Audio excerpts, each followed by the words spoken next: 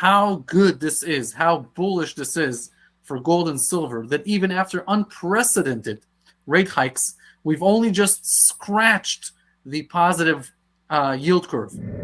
Negative real interest rates is what you need for rising prices of gold and silver. Do I see that? Yes, I do, because I see persistent inflation and a Fed that cannot continue to raise interest rates.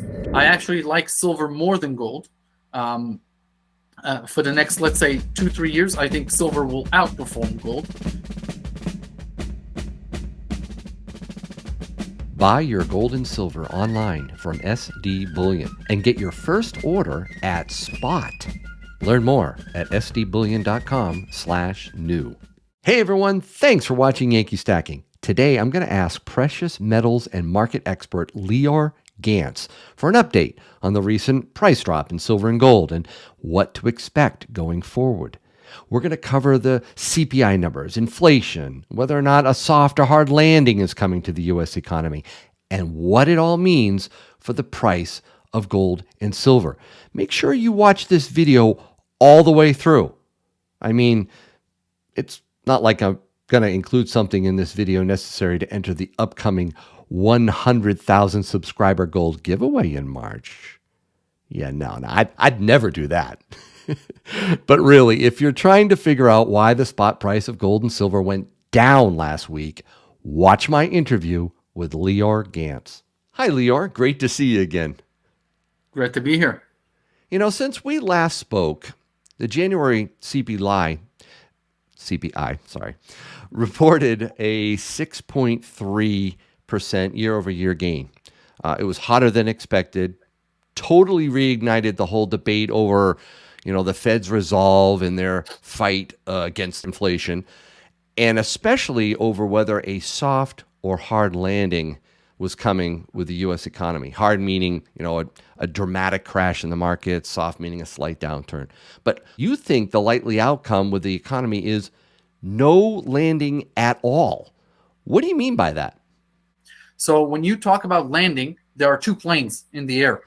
There's the financial plane, which is your portfolio. That plane is on the ground. So when I say no landing, what I mean is that plane has already landed. It's on the ground. It's in maintenance, and they're trying to figure out how long it would take for it to take off again. And what I mean by maintenance in analogy is the sticky inflation that we have and the shortage of workers. So think about that plane. It wants to take off. It really does. The maintenance workers are working their ass off, but it's not happening as fast as we want. And so we are on the ground, and that's why some days you come to work and it's like, yeah, it looks really good. The plane's gonna take off. And some days you kind of we're missing a part. That's where the financial economy is. Then you have the other economy, the average person. Food is what he cares about. Gasoline prices is home. Those three core things is what he really drives him. So that plane has not figured out if it's going to land hard or soft yet. And what's basically happening is not like in my analogy. Those two planes do have a lot of connection between them. So if this one is able to take off, the financial plane is able to take off, that's going to help the other plane to avoid a crash landing as well. And so this game between them is what basically this whole drama is about. Because if the financial sector is doing well, if Wall Street is recouping and is doing better, then maybe housing doesn't crash. Maybe you do keep your job. Maybe interest rates don't have to go to climb that much higher, et cetera, et cetera. So when I say no landing, I mean this plane, the plane that everyone is like, the S&P is going to crash to half, the NASDAQ is going to half. That's all done. If you go to my portfolio, please do. wealthresearchgroup.com/portfolio. Download my portfolio. Go over these companies one by one. Go to the earnings call, and you will see out of about 45 companies in there, there are probably 15 that have recorded record years in 2022. Another 30 are saying they've They are behind the supply chain issues. Inflation is a little bit of a problem, but not too much. They're overcoming it. This plane wants to take off. So don't worry so much about the markets right now. Worry much more about whether or not housing is going to get a lot worse, which it can, and worry about layoffs, more layoffs. That's what I would care about. You mentioned the food, energy prices, and housing costs. I don't know if you've heard the term supercore inflation. I heard it from a very smart guy. Okay. Basically, they're starting to strip out all three of those things from their CPI. I call it the CPI. I was talking with Mrs. Yankee. She was concerned about the rising cost of living, and I said, "Don't worry about it. Look at the CPI." Yeah. I said, if we see a line item in our budget go way up, we'll just simply ignore it, like the Fed does. Yeah. She didn't appreciate that, Leo. But I mean, I never hear Jerome Powell talk about gold and silver in his press conferences. No, but never. if he did, and we're thinking that the Fed is an open book, what would the Federal Reserve tell us to do with precious metals? So I can tell you what 100% what he would say. He would just say gold and silver do not play any role in our decisions, and therefore he will just go to the boilerplate answer to say gold. We used to be under a gold standard. The Congress and the United States, the President Richard Nixon finished that 51 years ago, et cetera, et cetera. He would not tell you any personal opinions he may have, even though I'm sure he has like a little stash of his own. You think Jerome Powell stacks gold and silver? Yeah, of course. He definitely has jewelry and gold and silver like any other person who's worth 100 million or more.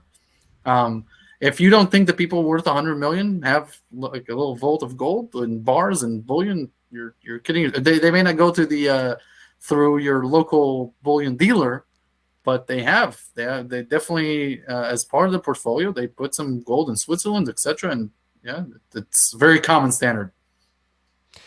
Now, they don't view it like a stacker would view it. Okay, they don't view it as this whole system is going to come down one day and we're all going to plant our own gardens, etc., in bunkers. Oh, I wonder.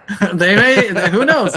I live in Israel, so I know wealthy people here that don't live in apartment buildings, for example, do live in private homes, and some of them have built atomic shelters, and those are sheltered in their homes where you can live for up to 2 years. It's seal-proof to any containment from the outside. There's even a bowling alley inside of some of them. Wow. Entertainment. It happens. And I know in America there are companies that do these silos like bunkers and stuff. So it's definitely there. But yeah, for sure. If you survey most 100 millionaires, I'm sure that they have some gold. I don't have a bunker in my backyard, but if I did, Leo, I wouldn't tell you. Yeah, exactly. All right. So one other thing, Leo, last time we spoke, like late last year, you talked about the possibility of a Fed pivot in June of this year. Do you still think that's likely? Just to clarify, a pivot means that they would stop raising rates, not that they would cut rates. Okay? That's a pivot. Got it. Not a U-turn. So right. Yeah, I do still think it's a possibility, but it sounds like a lot of the governors don't like the fact that they've went to this 25 basis point strategy, and that they should have done more. So there's definitely internal debate there. So it could be June, it could be a little later this year, but what Jerome Powell has basically indicated is that the power and shock of raising interest rates is priced in. Like we've done everything we can. We've raised interest rates to an unprecedented speed, right? Paul Volcker took it from 10 to 20. That's 100% move. They took it from 0 to over where we are right now. So they've doubled it so many times in the course of less than 2 years. What I think is really important is the other side of it. And the other side of it is the balance sheet reduction. And they are letting bonds come to maturity, and they're expiring them. That is a lot of bonds that are coming into the market. And just keep in mind, if they're not monetizing those bonds, interest rates go up irrespective of a Fed decision rate. So, as I said, I think if you watched the late last year one and probably the one before that, as I said, I think we have exited the zero interest rate world for at least for 2 generations. So I think that at least for the next 2, 3, 4 years, they will play with this 5 to 5.5%, maybe a little less, but we're not going anywhere near 2% on the Fed funds rate until they see that the CPI numbers come in at 2% consistently for 6 months to a year. They're not lowering interest rate. Well, Leo, they can just do the super duper core inflation. Well, they'll do what they need to do. They will do what they need to. And where I think this might go wrong is that I don't think that there's enough forces in the economy to actually take us to 2%. Okay? 2% was in a very different era. We have I don't think they'll changed get so back much. to it. I don't think they get back to it. I don't think that so either, at least not for the time being. There are a lot of inflationary forces in the economy that are not temporary at all, that are structural. We are living in a very inflationary world, and it's not going to change for a very long time until this reset is over, until this new system is done, and that takes 5, 6, 7, 8 years. So if we are in a period of time that inflation is not going anywhere, but yet ZIRP, zero interest rate policy, isn't coming back, what does that mean for the price of gold and silver, and should we be stacking it now more than ever?